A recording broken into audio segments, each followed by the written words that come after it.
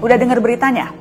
Di tengah rapat kerja, ada anggota Badan Anggaran DPR RI yang mengaku ciut nyali melihat Menko Marves Luhut Binsar Panjaitan jarang senyum. Nyali saya ciut, Pak. Saya akan tanya, tapi Bapak nggak senyum. Dari awal Bapak sudah injek gas kenceng banget. Gimana caranya saya masuk ruang-ruang itu? Mungkin memang bercanda ya? Bercanda kan ya Pak? Tapi dalam momen yang baru beberapa hari lalu, Pak Luhut juga bernada keras kepada anggota DPR. Gara-garanya soal tarif Borobudur. Kadang-kadang maaf teman-teman Bapak Ibu juga yang langsung ngeritik saya, nembak 12 pas, nggak tahu masalahnya. Jadi kalau boleh mohon lain kali telepon saya aja Pak, masalahnya apa sih gitu. Jadi jangan cari, mohon maaf Bapak Ibu, cari popularitas dengan nyerang saya Pak. Bukan pekerjaan mudah Ibu. Bagaimana saya bagi badan saya, ninjau pergi lihat itu. Dan tidak mudah. Jadi kalau kadang-kadang kita mau kritik, please, telepon kami dulu Pak, Ibu. Tapi hanya saya titip pada masyarakat, dari saya bilang juga sama teman-teman DPR, jangan overreact.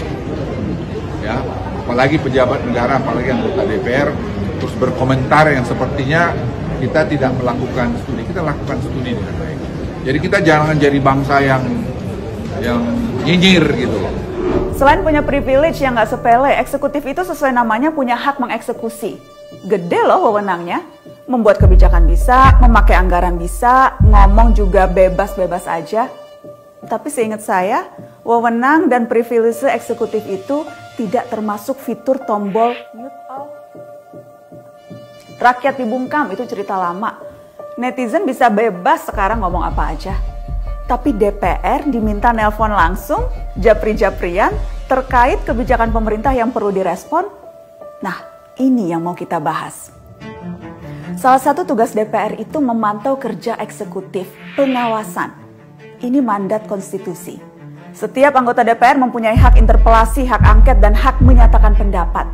Semuanya itu untuk apa? Dalam rangka mengawasi eksekutif. Mengawasi di situ jelas kan ya? Dengan bicara. Kata parlemen itu berasal dari bahasa Prancis parler, artinya untuk berbicara, ngomong. Kalau mengawasi tapi nggak ngomong, atau misalnya nggak boleh ngomong, itu DPR atau CCTV sih? Mending kita patungan beli CCTV aja. Nggak perlu bayarin gaji DPR segorden-gordennya. Senator, legislator, memang perlu nyinyir. Dalam artian memang harus ngomong, termasuk ikut menyuarakan aspirasi rakyat. Kalau nggak ngomong ya bukan DPR.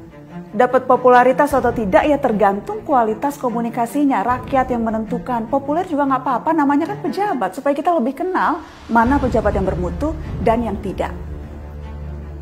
Makanya harus ngomong terbuka. Di media boleh, di warung kopi saat ketemu konstituen boleh. Yang sudah pasti wajib kalau ngomong di kantornya sendiri, di Senayan saat bertemu pejabat eksekutif.